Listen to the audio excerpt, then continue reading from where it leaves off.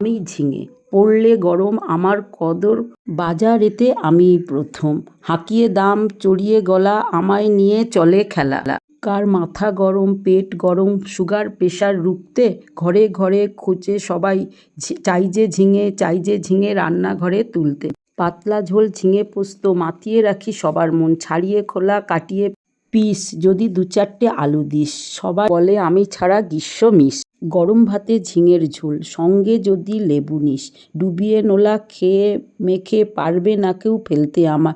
আজ ঝিঙের এই গুণগান গাইতে গাইতে ঝিঙেটা কেটে নিলাম, পিসও করে নিয়েছি বন্ধুরা। একটু কালো জিরে দিয়েছি, ভাজা মাছের তেলের মধ্যে কাঁচা লঙ্কা ফোড়ন দিলাম, এবার একটু আদা যোগ করেছি। এই মশলা দিয়ে একটু নাড়াচাড়া করে এখন আমি করে নিলাম একটু জিরেটা দিয়ে সোজা ভাজা ভাজা।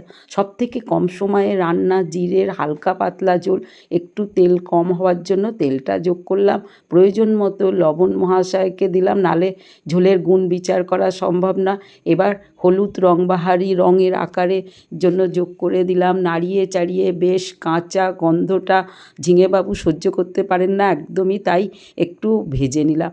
ঝিঙেটা আবার বেশি ভাজলে ভীষণ শুকনো হয়ে যায়, আর ঝিঙে তখন পছন্দ করে না, উনি চান একটু ফোলা ফোলা থাকুক। আলুগুলোর সঙ্গে একটু নেড়ে নিলাম। আপনি ইচ্ছা করলে আলুগুলো আগে একটু ভেজে নিতে পারেন, তবে ঝিঙে চাই একটু আমাকে হালকা পাতলাভাবেই রান্নাটা করুক, যাতে আমি সবার পাতে গোটা গোটা পড়ি। মাছটা ভেজে নেওয়া হয়েছিল, ঝিঙের ঝোলটা ফুটে গেছে। একটু ঝিঙের গুণগানের সঙ্গে যাতে স্মেলটাও সারা পাড়ায় ছড়িয়ে পড়ে, একটু তেজপাতা, সামান্য লঙ্কা গুঁড়ো আর একটু আদা কুড়ে দিয়ে দিন। আদাটা দিলে কৃমির প্রকোপটা কম হয়। এবার ফুটতে ফুটতে যখন বেশ ঝিঙে মহাশয় আলুর সঙ্গে গলে গলে বেশ মিশে গেছে, মাখো মাখো ভাব হয়ে গেছে, ভাজা মাছগুলো যোগ করে দিন। ব্যাস বন্ধুরা, রেডি আপনার আমার সবার প্রিয় ঝিঙের ঝোল। তবে একটু মরিচটা অবশ্যই দেবেন, মরিচের ঝালটা আবার ঝিঙে বেশ তরিয়ে তরিয়ে কিন্তু খেতে পছন্দ করে। হয়ে গেছে রেডি গরমা গরম ঝোল, সঙ্গে একটু লেবু নিয়ে বসে পড়ুন আর মেখে খান। ব্যাস, আর কি চাই বন্ধুরা, এমন ঝিঙের ঝোল তো বানিয়ে ফেললাম। দেখুন, হালকা পাতলা ঝোল আর মাছের এরকম চারা যদি হয় তাহলে আরও বেশ উপাদেয় হয়। সুগার প্রেশারের লোকেরাও কিন্তু ঝিঙেটা খেতে পারেন জলের ভারসাম্য রক্ষা করার জন্য। ঝিঙের থেকে ভালো সবজি আর নেই।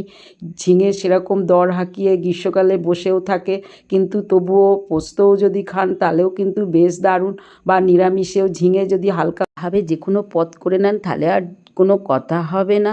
রেডি, চলুন গরম ভাতে নিয়ে বসে পড়েছি, অন্যান্য তেতো একটু মাছ ভাজা আর ঝিঙের ঝোল।